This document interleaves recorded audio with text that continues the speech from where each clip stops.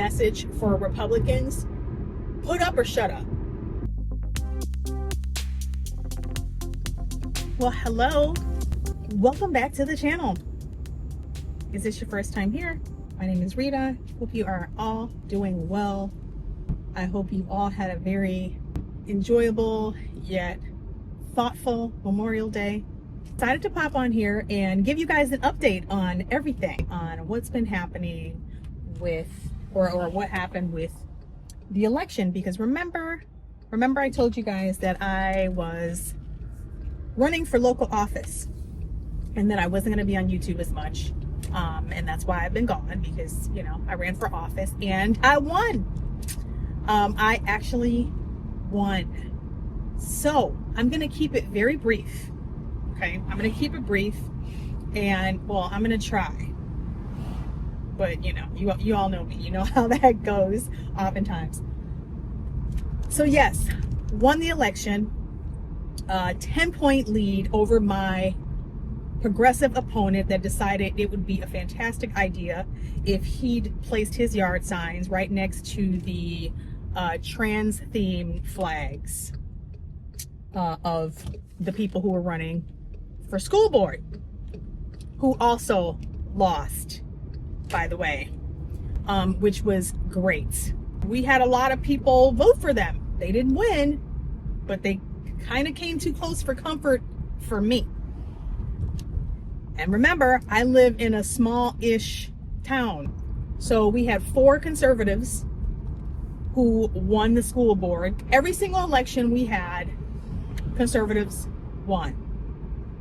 Now, here's this is apparently has not been the way Wisconsin has been going. I guess a lot of states, right? But this has not been the theme across the state. And I think primarily not because the state is blue overwhelmingly or anything, but I think because most people who would otherwise be voting and paying attention just are not paying attention. Like they're not tapped into all the stuffs on social media like we are. And by we, I mean, obviously, if you're on YouTube, if you're on X and all these other platforms, then you're kind of got your ear to the ground of like all the stuff that's going on. And so a lot of these people don't. And oftentimes I think it seems for most people that there is an election constantly and they are just like tapped out. And so they're not paying a whole lot of attention to what's going on. So they're not showing up at the polls. And to be quite frank, Republicans aren't doing a fantastic job of reaching these people, and I'm saying this obviously as a conservative. We are just not doing a great job of reaching people who don't feel the need or have the desire to engage. A lot of it too is it's so noisy, the political scene right now. I mean, it always is, but it's especially if you go on social media, it's really noisy. But it's just a lot of whatever. It looks like just a lot of back and forth and nothing is getting done. So I think people are like, whatever, it doesn't really matter who gets in office. That's what I heard a lot of when I was door knocking. Some people were like, most people did not even know that there was an election happening. So thank God I door knocked, because they did not realize. And some of them were like, oh, I did my job, I voted for Trump. I'm like, that is not enough. You have got to vote locally too. People, you have to vote locally. I was reading an article. Oh, let me roll this window up. It's probably super loud out here. I'm on my way, by the way, to save big money at Menards. No, I'm on my way to the store to get stuff for the yard. I'm doing yard work today. People, I was reading an article about squatters and how Illinois, Chicagoland area more specifically, so not right in the city proper, but like the surrounding areas, how squatters are having a good old time, and there's nothing the cops can do about it. They just, if they get into your property with a fake lease or whatever, they're just in there. And when I tell you, you better start voting in these local elections, because here's how it works. You end up getting an alderperson or a mayor or whatever, city council in office, who start drafting ordinances. So once they start drafting these things, they could say, okay, you might get a city council that they're all of them are for squatters' rights, which means somebody gets to basically it's theft. Somebody gets to take your property. And when you have a bunch of socialists, communists, whatever you want to call them, progressives, they're all the same, running for office, this is what they're going to push. They don't believe in private property. So what's going to happen is they're going to push things, they're going to up the ante on things like squatters' rights. So now all of a sudden you buy a property, somebody starts living in there because you went on vacation for 3 weeks and you can't figure out what happened. This is what happened. Because these are the people that get to that are facilitating whatever's happening day to day, right, in your community. So the federal elections are important, but like I said, I was reading about these squatters' rights and all I could do was shake my head because the state, you could have a crazy state like California, like crazy people running the state that will overregulate cities and towns or whatever, but there's still some wiggle room. This is why our country, our government was created like it is. There's still some wiggle room in local municipalities to push back against some of these things. If let's say you live in a super progressive state, but your city or your county is predominantly Republican, there are ordinances that your local municipalities can try to stave off some of the crazy coming from down the pike from the federal or state level. So you have all these different levels before it gets to your local, your city council. But once you got crazy city council, good luck. Good luck, because it works in the reverse too. You could have conservatives running the country, but locally, you could have tyrants. You could have Tiffany Henyard in office. You know what I mean? The lady from Dalton who was, acting like Nino Brown from New Jack City when she was elected. You know what I'm saying? Who is allegedly been squandering taxpayer money. So again, local elections. So how do we do it? Locally, like win all these seats when Republicans in this state haven't been doing awesome, right? Messaging. I will say conservatives who, by and large, many of them not fully aligned with the Republican Party,